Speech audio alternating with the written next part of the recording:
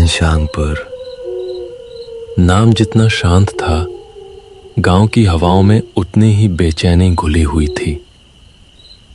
दिन में यह गांव किसी आम गांव की तरह ही हंसता बोलता था, लेकिन जैसे ही सूरज पहाड़ों के पीछे छिपता, एक अनकहा खौफ लोगों के दरवाजे पर दस्तक देने लगता। इस खौफ की जड़ थी गांव के उस पार बहने वाली नदी, और नदी के पार बसा वो शमशान, जिसे लोग मसान घाट कहते थे। गांव के चौराहे पर 4 दोस्त चाय की चुस्कियां ले रहे थे।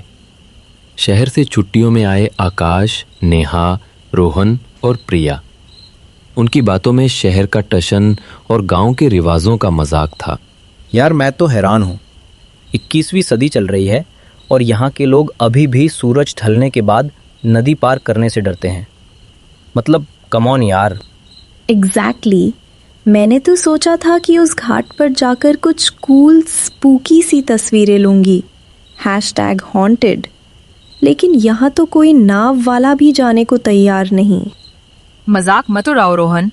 दादी कहती हैं कि उस जगह पर सच में कुछ है। वो किसी की नहीं सुनती, बस अपनी भूख मिटाती है। हाँ, मैंने भी सुना है। कहते हैं वहाँ जाने वालों को अपने ही लोगों की आवाज़ें सुनाई देती हैं, उन्हें वापस बुलाने के लिए। आकाश की आंखों में एक अजीब सी गहराई थी, जैसे वो इन कहानियों पर यकीन करना चाहता हो। बकवास, ये सब डराने के लिए बनाई गई कहानियाँ हैं। मैं नहीं मानता इन सब बातों को। हिम्मत है किसी में जो मेरे साथ वहाँ चले? मैं चलूंगी। I love adventure. नेहा ने तुरंत मना कर दिया। नहीं, बिल्कुल नहीं। ये कोई खेल नहीं है। सबकी नजरें अब आकाश पर थीं। आकाश पिछले कुछ हफ्तों से बेचैन था। उसे रात में अजीब सपने आ रहे थे। एक वीरान घाट, एक जलती चिता और कोई साया जो उसे अपनी ओर बुला रहा था। वो इस बेचैनी की जड़ जानना चाहता था। सबकी चाय खत्म हो गई थी। आकाश एक गहरी सांस लेकर बोला, मैं चलूंगा। आकाश, तुम तो इन बातों को बस इसीलिए जा रहा हूँ नेहा, अपने अंदर के डर को ख़त्म करने के लिए। ये सब वहम है या हकीकत, आज पता चल जाएगा। तभी पास से गुजरते एक बूढ़े काका ने उनकी बातें सुन ली। वो रुके, अपनी झुर्रियों वाली आंखों से उन्हें घूरते हुए बोले, गलती मत करना बच्चों, वो घाट जिंदा है। वो आवाज नहीं देता, वो सीधा रूह को खींचता है, और जिसे एक बार चुन लेता है उसे वापस नहीं आने देता। ये कहकर काका अपनी लाठी टेकते हुए अंधेरे में गायब हो गए। एक पल के लिए वहां सन्नाटा छा गया, लेकिन रोहन के ठहाके ने उसे तोड़ दिया। देखा, यही होता है। पुरानी कहानियां सुनाकर डराओ और राज करो। तो क्या तय हुआ? आज रात, अमावस की रात, मसान घाट पर मिलते हैं। शर्त लग चुकी थी, एक ऐसी शर्त जिसकी कीमत उन्हें अपनी रूह से चुकानी पड़ सकती थी। रात गहरा चुकी थी। गांव की आखिरी बत्ती भी बुझ गई थी। चारों दोस्त दबे पांव नदी के किनारे पहुंचे, जहां एक पुरानी छोटी सी नाव बंधी हुई थी। अमावस का अंधेरा इतना घना था कि हाथ को हाथ नहीं सूझ रहा था। It's so dark. मजा आएगा। मुझे बहुत डर लग रहा है आकाश। चलो वापस चलते हैं, प्लीज। डरो मत नेहा, हम बस देखकर वापस आ जाएंगे। मैं हूं ना तुम्हारे साथ। आकाश ने दिलासा तो दे दिया, पर उसके खुद के दिल की धड़कनें काबू में नहीं थी। उसे ऐसा लग रहा था जैसे नदी के उस पार कोई उसका बेसब्री से इंतजार कर रहा है। नाव खोली और चारों बैठ गए। चप्पू पानी से टकराया तो एक अजीब सी खामोशी में खलल पड़ा। नाव धीरे धीरे उस पार बढ़ने लगी। नदी का पानी शीशे की तरह शांत था, लेकिन उस शांति में एक मौत का सन्नाटा छुपा था। रोहन माहौल हल्का करने की कोशिश करते हुए, तो किसी को कोई भूतिया कहानी सुनानी है? शट अप रोहन, अभी मजाक का मूड नहीं है। आकाश ने चप्पू चलाना बंद कर दिया। क्या हुआ आकाश, रुके क्यों? वो देखो। सबने नीचे देखा। पानी में उनके चेहरे के साथ साथ किसी और का चेहरा भी दिख रहा था। एक धुंधला बिगड़ा हुआ चेहरा जिसकी आंखें खुली हुई थीं और वो उन्हें घूर रहा था। इससे पहले कि वे चीख पाते, वो चेहरा पानी में गायब हो गया। मैंने कहा था यहाँ कुछ गड़बड़ है। चलो वापस प्लीज रोहन। वो बस हमारा वहम था। पानी में परछाई ऐसी ही दिखती है। लेकिन अब कोई कुछ बोलने की हिम्मत नहीं कर पा रहा था। बाकी का रास्ता एक डरावनी खामोशी में कटा।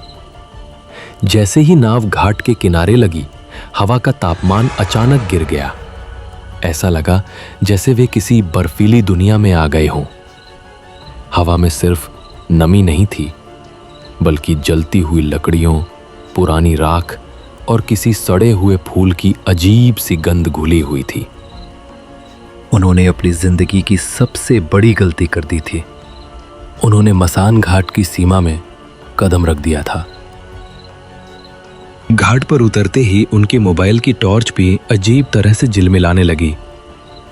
चारों ओर अधजली चिताओं के ढेर थे, जैसे किसी ने मौत का बाजार सजा रखा हो। हवा में फुसफुसाहटें तैर रही थी, लेकिन वो किसी एक दिशा से नहीं, बल्कि हर तरफ से आ रही थी। प्रिया बेटी, ये कैसी आवाजें हैं? कोई मेरा नाम ले रहा है? रोहन, बेटा रोहन, चल घर बेटा।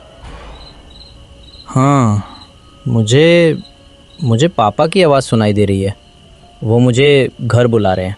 ये वही छलावा है आकाश। गांव वाले इसी की बात करते थे। तभी उनकी नजर दूर जल रही एक अकेली चिता पर पड़ी। उसकी लपटें नारंगी नहीं, बल्कि एक अजीब सी नीली रोशनी दे रही थी, और उस चिता के पास एक साया बैठा हुआ था। लाल साड़ी पहने एक औरत, जिसकी पीठ उनकी तरफ थी। वो अपनी लंबी पतली उंगलियों से गर्म राख को कुरेद रही थी, जैसे कोई खोई हुई चीज ढूंढ रही हो।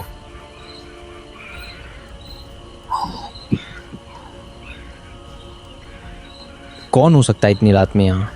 मैं देख कर आता हूँ।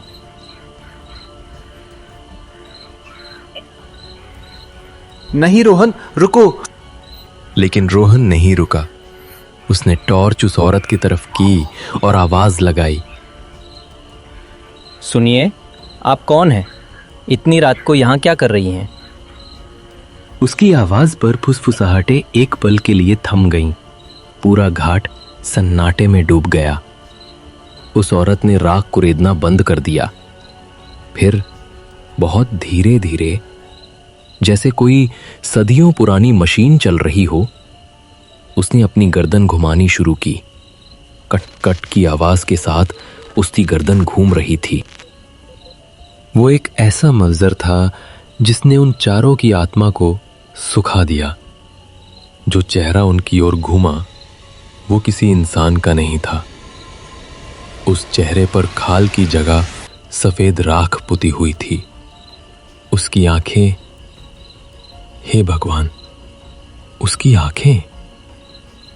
आंखों की जगह दो अंधेरे गहरे गड्ढे थे, जिनमें कोई पुतली नहीं थी, बस अनंत अंधेरा था। उसके होंठ खुले हुए थे और उनसे बोलने की जगह सूखी राख झरझर कर नीचे गिर रही थी। वो औरत नहीं थी, वो मौत का साया थी। आकाश? वो साया अपनी जगह से उठा। उसके पैर जमीन पर नहीं थे। वो हवा में कुछ इंच ऊपर तैर रहा था। उसने अपना एक हाथ उन चारों की ओर बढ़ाया। आ गए तुम सब मेरी 100 साल की प्यास बुझाने। ये आवाज किसी एक की नहीं थी। ऐसा लग रहा था जैसे हजारों मरी हुई रूहें एक साथ बोल रही हों। उस साये को अपनी ओर बढ़ते देख चारों के होश उड़ गए। वो भागना चाहते थे, लेकिन उनके पैर जमीन में जम गए थे। ऐसा लग रहा था जैसे किसी अनदेखी शक्ति ने उन्हें जकड़ लिया हो। वो मसान रानी थी, इस घाट की अघोषित साम्राज्ञी।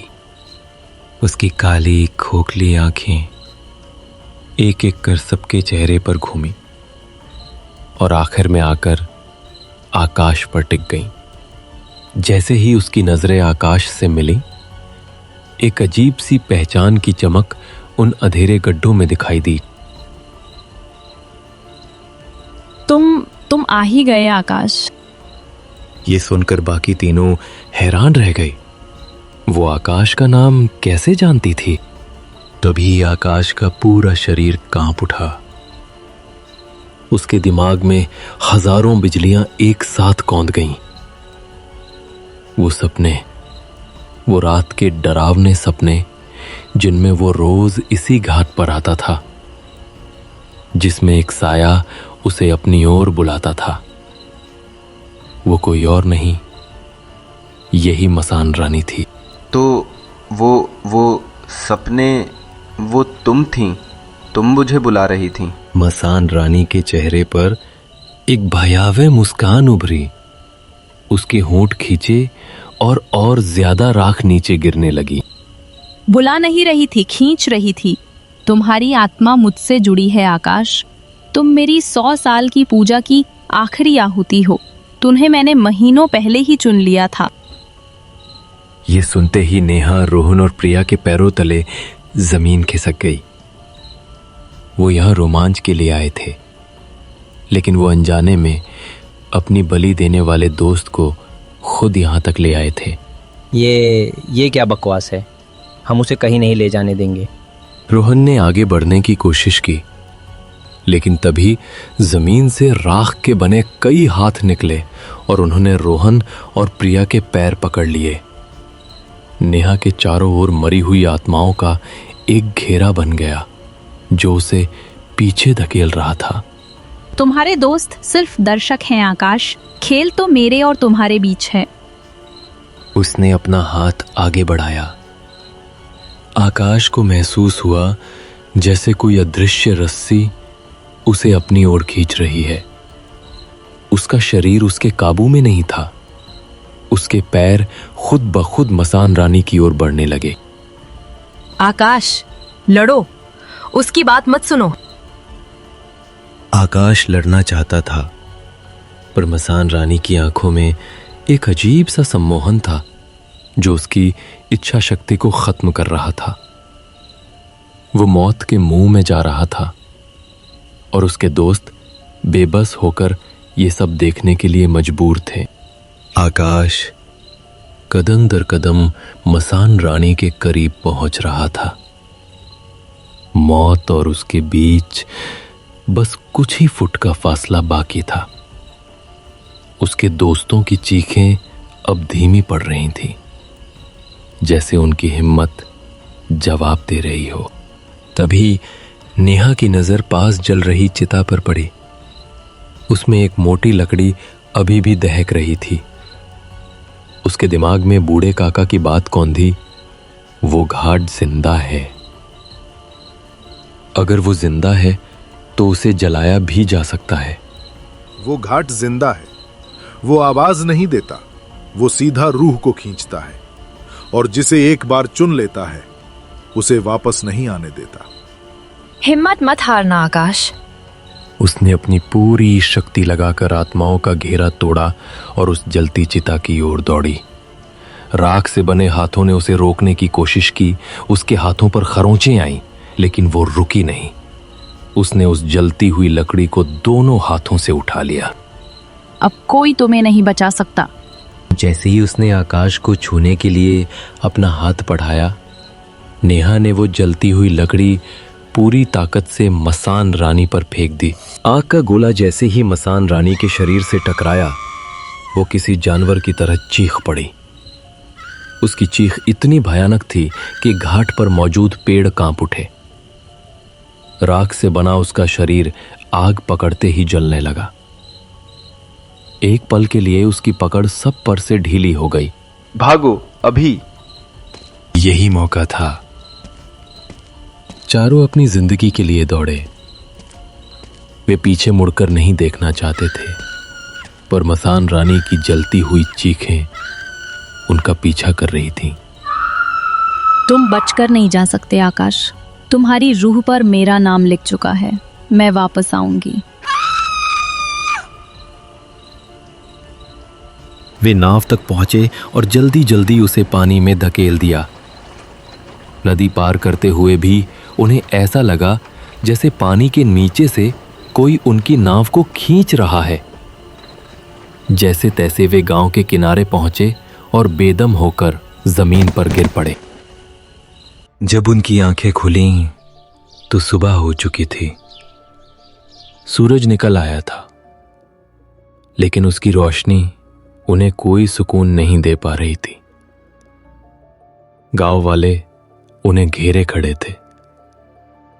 वे जिंदा थे, पर क्या वे सच में जिंदा थे? उस रात ने उनसे कुछ छीन लिया था। रोहन की अकड़ हमेशा के लिए टूट चुकी थी।